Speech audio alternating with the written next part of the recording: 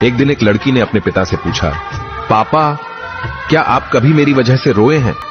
उसके ऐसा पूछने का कारण यह था कि उसने कभी भी अपने पिता को रोते हुए नहीं देखा था।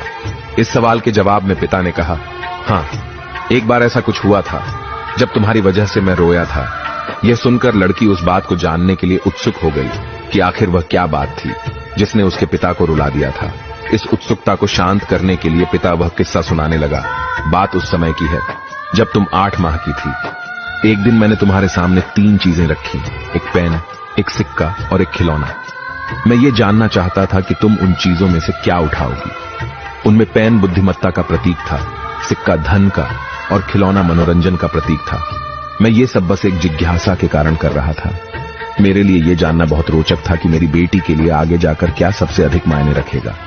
मैं तुम्हारे सामने बैठकर बेसब्री से तुम्हारे अगले कदम का इंतजार कर रहा था। मैंने देखा कि कुछ देर बैठकर तुम उन चीजों को देखती रही, फिर घुटनों के बल पर चलते हुए उनकी ओर बढ़ी। जब मैंने तुम्हें आगे बढ़ते हुए देखा तो मेरी धड़कनें मानो रुक सी गई, लेकिन अगले ही पल तुमने उन सभी चीजों को अपने हाथ से एक तरफ हटा दिया और आगे बढ़कर मेरी गोद में चली आई। बस यही वो पल था जब मेरा दिल भर आया था और तुम्हारी वजह से मैं रो पड़ा था। ये किस्सा सुनकर लड़की की आंखों में आंसू आ गए।